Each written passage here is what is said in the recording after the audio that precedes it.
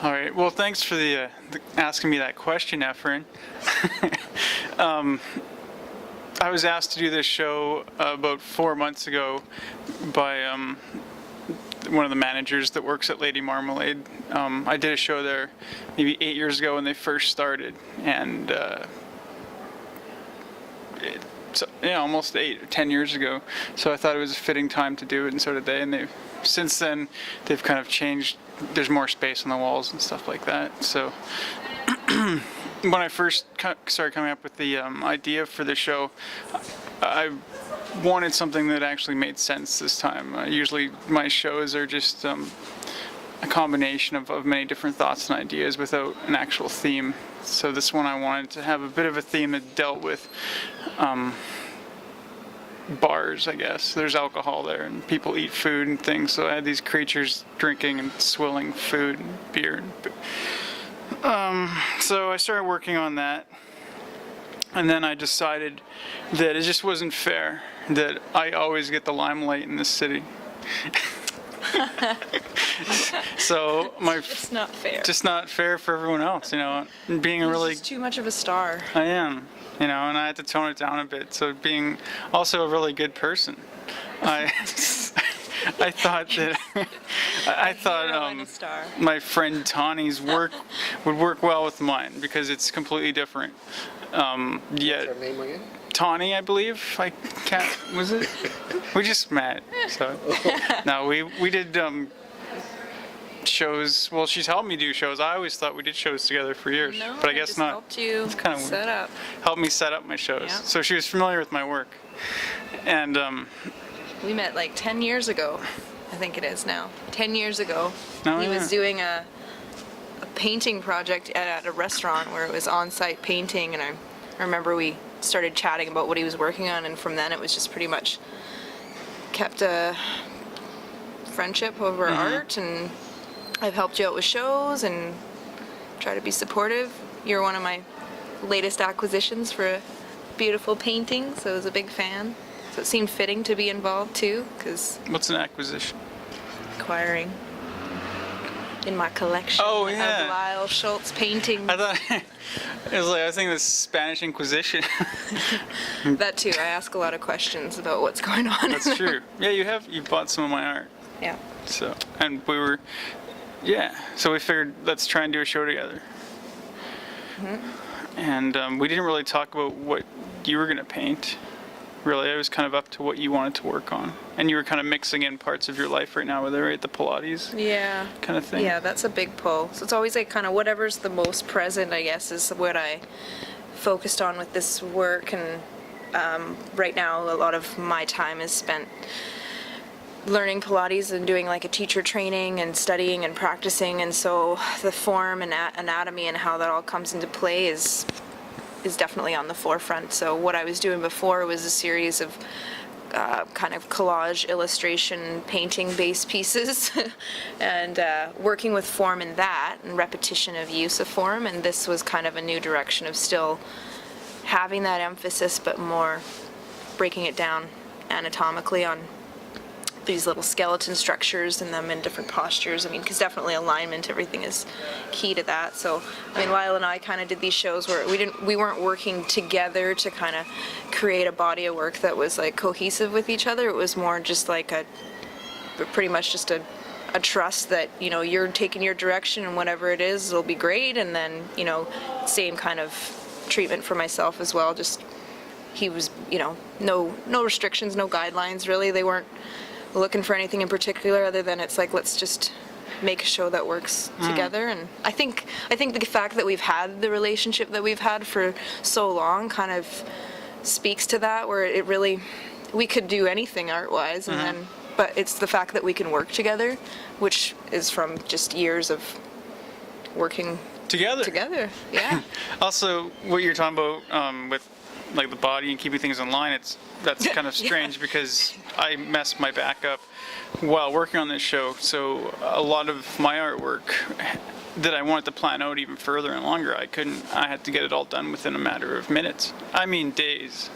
Lying down Weeks. or in a permanently standing position?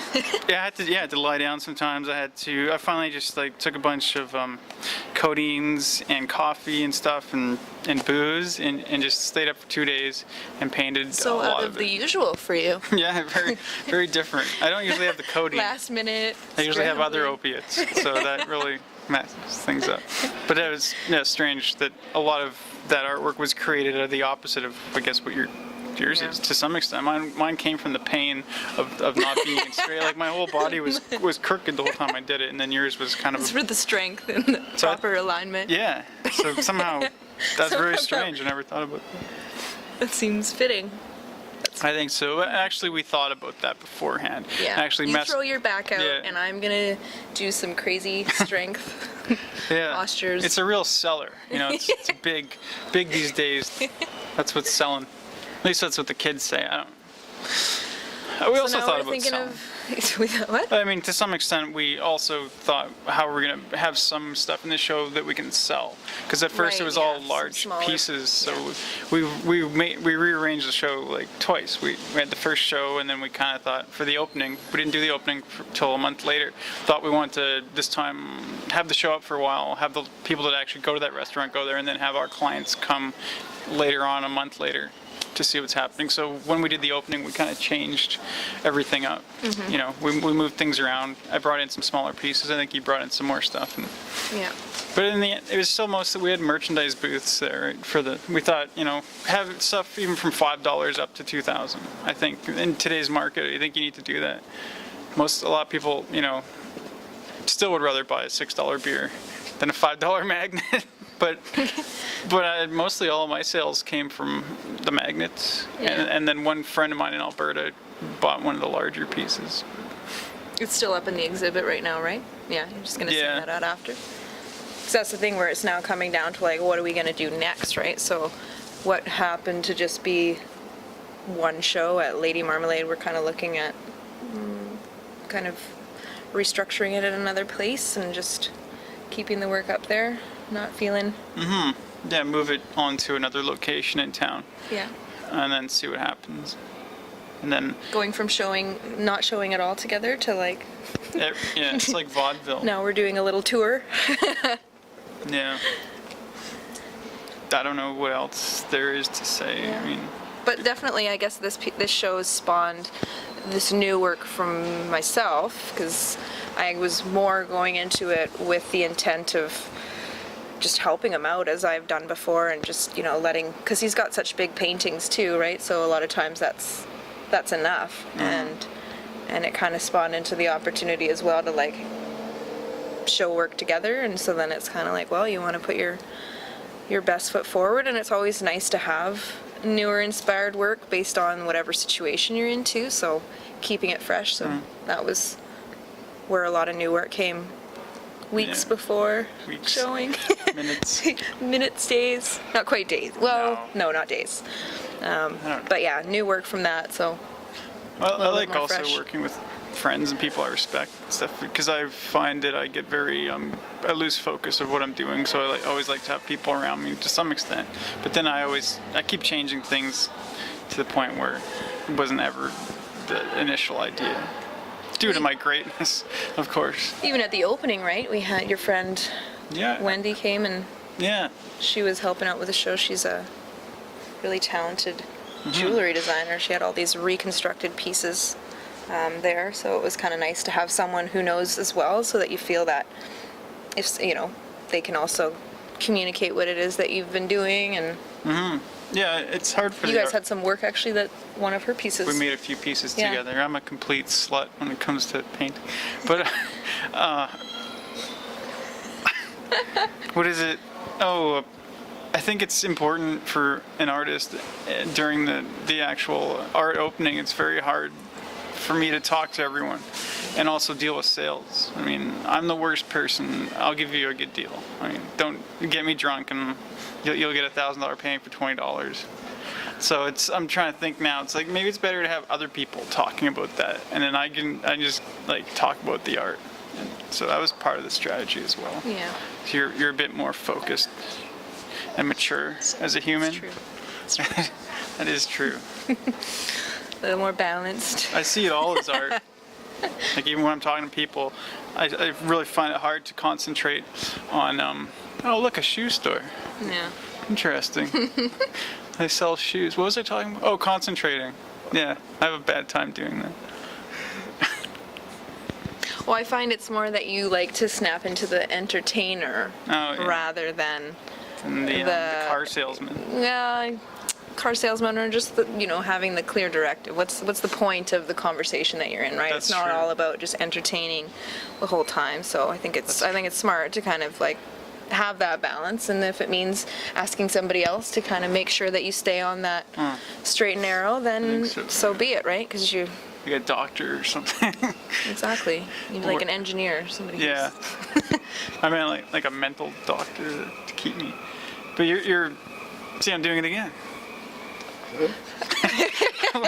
What am I talking about? Where's he going with this? I thought you were gonna bring it back. I always just thought everyone knows what I'm saying in my head, and I'm realizing they Sometimes don't. we follow. To some extent. But I think that's with painting. You don't need to completely. You can just kind of like, well, at least I can go off with my paintings. I Totally. don't really need to have anyone there to explain it to at the moment. You know what, I think that's like, so going back to like me being the fan of Lyle's work, actually, that's something that I was chatting with somebody at the opening about too, where it's like I always find that your work has, it tells a story, but it's a very disconnected, detached story. There's a lot going on, and that's what I love about it, because I'll be looking at a surface where there's like a little something going on here and a little something there, and it pushes my imagination forward to fill in the gaps, and that's how I almost think it's not surprising that you're saying that your conversation is more, I go and I lose track and I'll just jump all over the place, because that to me is exactly what your painting is. It's not necessarily, one focused element. It's a whole bunch of stuff, but that's part of what I like about it. It's this looseness of just being able to kind of drift onto whatever it is that. And I think you're a little bit different in your process than I am. Super structured, yeah, exactly. Like I'll give myself specific elements and key things to work on, and that's what I'll put for. So sometimes there's surprises, but otherwise a lot of times it's. Yeah. I don't know. That being said, I often find when I'm working, as I'm working, I'm just like, what is this? What is going on? Like, it's kind of almost like, what is trying to come off of the surface or come out of this piece? Like, it's not, I shouldn't say it's so planned. I just find I don't have that same level of, I don't know, freed. Right. You kind of live your life to some extent that way, don't you? Yeah, more a bit structured, like more structured. You have food. And you've cleaned yourself.